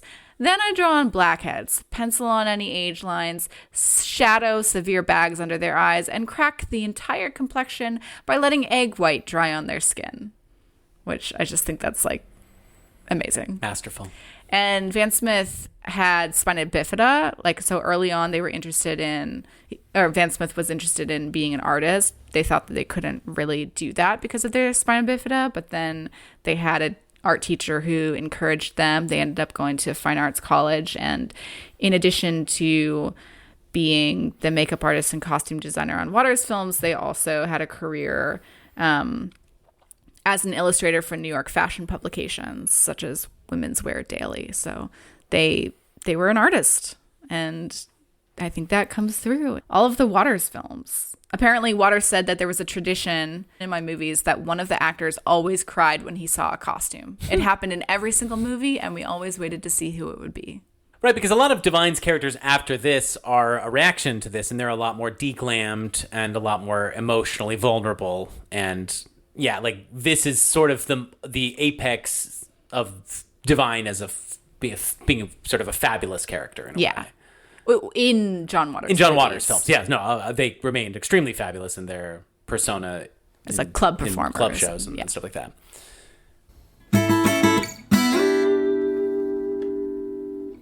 Can I, just before we go, just because I think this is funny, maybe we'll leave this in or cut this out. Can I just read some like audience reviews on Rotten Tomatoes that are like 1-star reviews? Yes, please do. I don't know why I find this amusing. Wait, I'll snap if I agree. Okay. It's just like, if you've seen this movie, like I have to explain, like this movie is a laugh riot from start to finish. It's not perfect. It's not. It is so effective, and it's also obvious what it's doing from the get-go. You can't possibly be missing the point ever, in my opinion, okay? To its credit, Pink Flamingos was one of the first movies to give a voice to a segment of the population, the trans community, that was never previously allowed to speak. Unfortunately, the movie is brutally, unspeakably bad. The plot, what little there is of it, involves Babs Johnson and her family of disgusting miscreants who find themselves being harassed by a couple who are intent on proving that they are actually the most disgusting people on the face of the earth. The acting is brutal, the dialogue is inane, the lighting is horrible, the sound is tinny, and director John Waters appears to have absolutely no idea how to frame a shot or block a scene. Pink Flamingos is as bad as it gets. It's so annoying because like it was a $12,000 budget. Like, can't people like take that on when they are talking about the lighting and stuff? This person uses the word miscreant in their reading, and yet they don't get it. Like, they also don't know the difference between trans and drag queen. I know, like it's there. Yeah, and so here's another one. Literally WTF. There was no plot or underlying lesson or anything. It was just a story about people being unnecessarily gross. And she/he's a real person? Actually for real pooped in a box and then ate fresh dog crap? There was too much butthole at the birthday party, which I think is so funny. I agree. Okay, much butthole. I'm going to snap about that butthole thing. That was so hard to watch. I did not want to watch that asshole do that thing that it was doing. It was so gross. It was really gross. It was the Goldilocks zone of butthole for me. What on earth was that chicken scene? And the mom and son BJ? The acting and dialogue was so horrible. It was basically just a bunch of disturbing scenes, one right after the other. And everyone was yelling, just talk normal. I love that. Just talk normal. The version I watched had some commentary from John Waters with a few additional clips that are not included in the movie. He's a real piece of work. I cannot believe he's also the one who wrote and directed Hairspray. This is interesting. Virtually unwatchable. Listening to the egg lady talk is an exercise in tolerance at best, daring yet gratuitous. I'm snapping my agreement about the egg lady stuff. I think daring yet gratuitous was my reading when I was a teenager. I think I was like, I get it, but like, come on now. Like, we've seen it. I kind of seen agree. It all. I kind of agree with the sentence daring yet gratuitous. There's something about these reviews. And so this is the last one.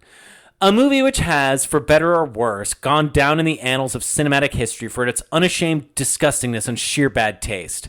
Pink Flamingos is horrible on nearly every level. Its humor is firmly in the gutter, but most of the jokes fail to produce a single laugh, instead most often receiving a rolling of the eyes. It's obviously too much to expect complete and utter continuity from a film like this, but how about it at least understands its own premise? Connie and Raymond Marble are in competition with our protagonist Divine for the dubious title of filthiest person alive. To usurp her position, they must exceed her in the filthy stakes, which they try to do via methods such as burning Divine's trailer to the ground. Reckless? Yes. Illegal? Certainly. But filthy? I'm not so sure. The characters constantly bring up the concept of filth, but a lot of what they do is just stupid and pointless, much like the movie as a whole, in fact. Wait, you agree with this, though. No, you agree with that. No, but like a film which should only be about a half an hour stretches to triple that. Like, the movie flies by, in my opinion. I totally disagree with that. Like, the movie does not feel slow to me at this point. It doesn't fly by. It doesn't feel slow to me, though. I expected it to be more painfully slow than it was. I did too. It does go by. I remembered it being painfully slow. A film which should only be about a half an hour stretches to triple that length because of the volume of interminable yet completely inane dialogue, read as though learned phonetically, which is the best part. Like, it is read as though learned phonetically to me, which is what makes every line, every word stand out. That the actors are forced to recite. The evidence of its paltry budget is everywhere, in the cheap editing, clunky camera work, decrepit sets, and ultimate futility. I watched it out of curiosity, and don't care to watch it ever again. When a film is best remembered for a scene where one of the characters eats animal waste, you can guess what the rest of it is going to be like. I can't stand if somebody criticizes something for being low budget. Like, we should be celebrating movies that are able to be completed on such a tiny budget. That's like so fucking impressive. Yeah, it is almost as entertaining as watching the movie to see these people write out to imagine them just like writing furiously this review of this movie. It's just like, they clearly get it, but they don't. Like, I don't understand what the difference is between me and them, you know, but you know what's crazy is that this movie currently has a 72% audience score on Rotten Tomatoes, yeah, which to me is shockingly high considering how that's low. Hard it is to watch. No, I feel like there's a lot of cult classic films that have low Rotten Tomatoes scores, but they're cult classics. But Can this we compare one, a couple? Yeah, okay, let's look up. Let's look up Eraserhead. Eraserhead is an 89% Rotten Tomatoes score. Audience score? Oh, sorry. 82% audience score. It's high, I guess, considering that it's... But, like, they're always lower. That's what I'm saying. Like, I feel like these midnight movies now are more critically acclaimed than audience beloved. No, but I'm saying, like, it's shocking to me that it has, like, 72% audience score seems pretty high to me for Pink Flamingos because it is so unpleasant and grotesque. But this is what I'm just trying to get at. It's not like I'm incapable of watching a movie where two women are held captive in a pit and raped to produce babies. Like, I can watch movies and be disturbed by this. Like, it is not every time that this is depicted that I find it funny. Like, that is a rather I should hope not. Well, no, but that's what I'm saying. There is a difference between when that happens in this movie and when that happens in a movie in which it's meant to upset you. In this, do you know what I mean? I think there's lots of people like me who actually don't find it that funny. Like, there's no difference to you between, like, seeing that depicted in this light versus when it's depicted in Room. I haven't seen Room. Or Silence of the Lambs, or, you know. No, of course I know that there's a difference there. Yeah. But it's just like... It's completely contextually different for me. I cannot feel the same... I cannot be made to feel the same way about that in this movie. For me, if I had seen this movie... If I didn't know the context of this movie, and I just seen it on my own, and I would have hated the experience... And I would have been like, I never want to watch that movie ever again. And then that would be the end of it. Like, when we watched it together for this podcast, I did not enjoy it at all. You did not seem like you did. No. And then but I started... It didn't seem to depress you in that way. No, it didn't depress me, but it just grossed me out. Yeah. It was just like, ugh. I thought it was going to depress me when it opened with an image of the trailer. Because, right. like, you know I hate, like, watching... small, crappy lives that look gross. But the thing is, they had this like happy 50s music playing on top. So I was like, okay, that's fun at least, you know? It's got that like fun pop thing going on. So that helped it not be bleak, the music, and just their mentality. But I really did not enjoy the experience of watching it. But then I started researching it and I was learning more about the context of it and how important it was for so many people and the idea of John Waters as a queer icon and Divine as a queer icon and just learning about Divine and John Waters. And that gave me such an appreciation for this movie that it gave you permission to like it. You were like, oh, I see. This is the right kind of people. No, like stop. This it didn't give me permission to like it. It's not that I wanted to like it, but like I couldn't get permission. It's all about the context. Like context can allow you to appreciate things more, and that's why I like doing this podcast in general. Like context, like it's just such a richer appreciation for every movie that we cover, looking at it through this lens of like the time it was made and the impact it had and the impact other movies had on it. I saw you gain a deeper interest and feeling excited about doing this episode as you were researching it. Yeah, as soon as we finished the movie, you were like, I can't wait to talk about this. And I was like, oh, this is going to be one of those things where Sam's talking about how much they love it. And I am just like not... I'm kind of sad we didn't get more of that. I'm kind of sad we didn't get more antagonism between you and me. I'm sorry. I think I've established. I think this movie's gross, and I really didn't like watching it, and I don't ever want to watch it again. Yeah. So there you go. There's all that antagonism there. I thought I was coming into it, and I expected, like just a little peek behind the curtain. Where it's like, what waters do we want to do? What is the not obvious choice? And I kind of feel like at this point, like Female Trouble, which is the follow up to Pink Flamingos, that has kind of become the I don't know about more talked about, but it's just sort of like that is the very well accepted John Waters film. People talk about that on podcasts when they want to trot out early transgressive waters and talk about it in a way that, I think it's got like a slightly higher rating on Rotten Tomatoes. I do think the last time I watched that, I was like, oh, this is like a really good movie. And my memory of Pink Flamingos had been like, it was kind of a boring exercise. But now I really want to rewatch Female Trouble, but like I feel like we absolutely made the right choice in covering this movie because I feel like it's become almost a little pushed to the side in people's minds about when they think about Waters in a way because it gets reduced just to the ending and it's again some people kind of think it's boring or like they think it's a little bit like much or something I don't know, it doesn't work. It is not a movie. It is they think it's much. not a movie or whatever. I mean, I understand that. Like, I do understand the criticism about the plot. It's a little meandery and not very, I don't know, not much to it. It's got a lot of randomness happening. Yeah. I love the climax of the objects rebelling against the marbles. I didn't. I'm like, what? And what genre are you watching right now?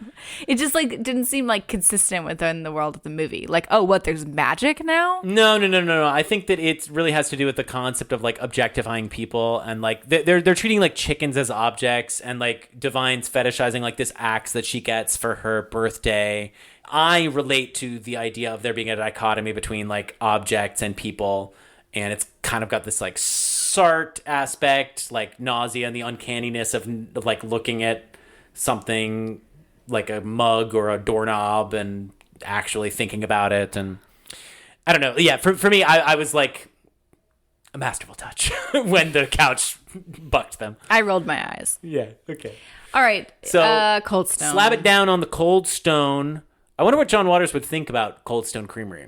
Do you think? I think he would get a kick out of it. The establishment? Yeah, I think he likes ice cream, I bet, right? I bet he likes that there's all those different toppings options. Like you can create crazy things with it. It's a garish sort of chain establishment. Yeah, it's very Warholian, modern Warholian. Do you think he likes chains? Yeah, I bet he's got no. I mean, he is, obviously high art and low art mixture. That's his thing. He likes all of it, right? I opened this episode with a Keats quote. And for some reason, I was like, I just wanted to say that beauty is truth, truth, beauty thing. And I was like, why is this coming in my unconscious when I'm thinking about Waters? And then I looked it up and I was like, there was another person who opened an intro about Waters with that quote. And I was like, you're just okay. stealing. No, but I thought of it first. Okay. That's what I'm saying. I thought of it first and then I confirmed that this is a thought that is not just... Because this movie made me look at it in a very deep way. I know he rejects a lot of these deeper things and he is just kind of trying to make you laugh, but... When I was watching this movie, it's making me think about a lot of deep themes, and I don't know, like I was like, I need to learn more about semiotics. I will at some point. I was feeling like maybe he was criticizing the ethics of adoption.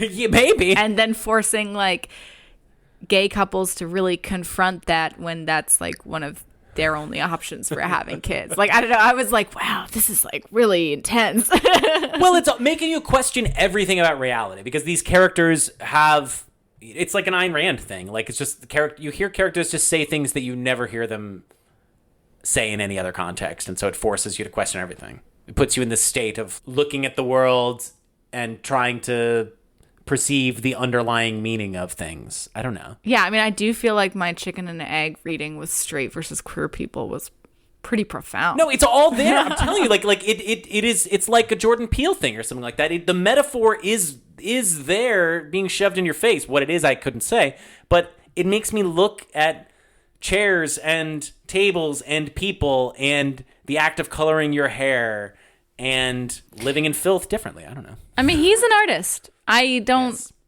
like his art that much, but I love him as an artist. I bet there's other stuff you could. I bet like Female Trouble you might like more and stuff. Yeah, I'm excited.